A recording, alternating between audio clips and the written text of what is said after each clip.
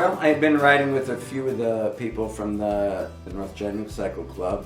Started racing, raced for about 5-6 years on the road. Never won a race, but did win a few pair of socks and a water bottle.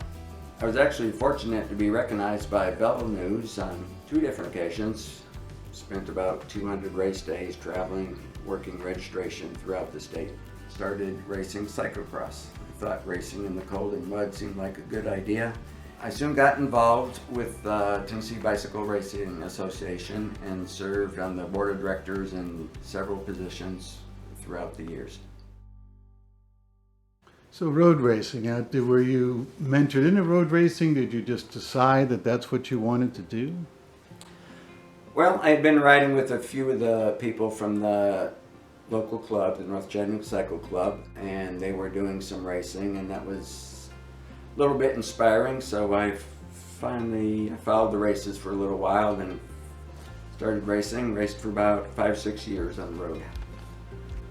I had no real aspirations to be a hero per se. Cycling was a team sport, and if I could help my teammates that did aspire to win, that was good for me. Never won a race, but did win a few pair of socks and a water bottle. I understand that you and I had one little bit of common thing is we were both starting cyclocross practices that you knew the guys that got me into cyclocross. Yeah. And Mark, Coach Mark. Yeah, Mark used to lead those practices up at Raccoon Mountain. Definitely remember those fondly. And those were Painfully, but fun. Yeah. I used to look forward to those every week. Well, Mark got me into racing after being away for about 10 years or so. Okay. So the practices in between him and his wife Kim continued being a certified mid to below mid packer. But I was out there. Yeah. So did that for about 3 years. The one thing that we were talking about was the helping out set up for the cyclocross races that Mark used to put on down in Rocky Face, and how much fun and how much work that was. And I think we might have both been out there scraping rocks off of a steep hillside. Cleared the hill, navigated around the cow patties. On the farm out there. So that was a lot of hard work setting up those cyclocross courses, but it was always fun to come back, the next weekend and get to racing. I got involved with the North Chattanooga Cycle Club with some leadership positions on their board. Then I was vice president and president for several years, and eventually got to be a little bit too much. And at that point I decided to stay with the administration of the club and in that racing portion of my career. My background is in mathematics and computer science, so I do like to incorporate that into things I do, and built a website for the North Chattanooga Cycle Club and ran that for 15 plus years. So after I retired from racing, I decided to give back to the racers a little bit and make an attempt to get some photos of the races. And I shared those with the riders. I was glad to, because I never really had that when I was racing. I was actually fortunate to be recognized by Belleville News on 2 different occasions. They had a weekly photo contest. Pretty big thrill for me. Started directing races actually a little bit by accident. We had an existing race and that race director wanted to step down.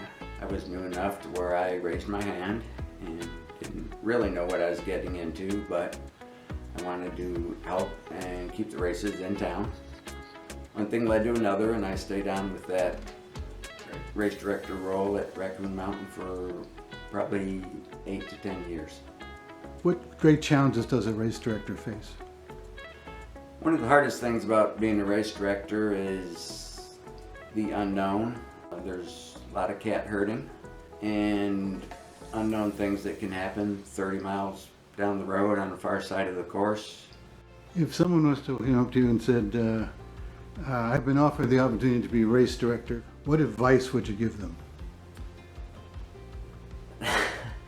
I would first tell them to get their head examined. No, just kidding.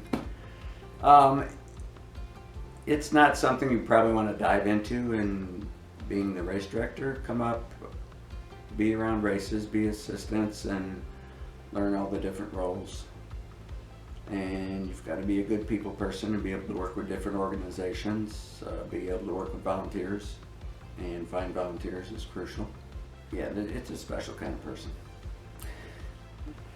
After several years of being what I called the monkey in charge of the local races, I began to specialize at some of the other events in town and throughout the state and run the registration and results process. And I found myself going to more races than ever. Spent about 200 race days traveling, working registration throughout the state.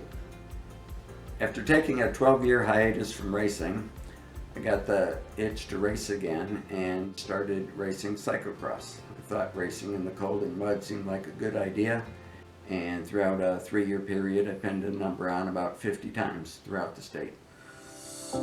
After 17 years of cubicle living, necktie wearing, and paper pushing, I left my job to embark on the next stage. I soon got involved with the Tennessee Bicycle Racing Association and served on the board of directors in several positions. The majority of my efforts were spent administering a point system competition for the racers in all 3 of our disciplines. My second major role at TBRA was building and maintaining their website. Website served as an archive of Tennessee racing dating all the way back to 1996. As all good things must come to an end, I made the decision in late 2020 to retire from the TBRA board and just enjoy the races as a spectator.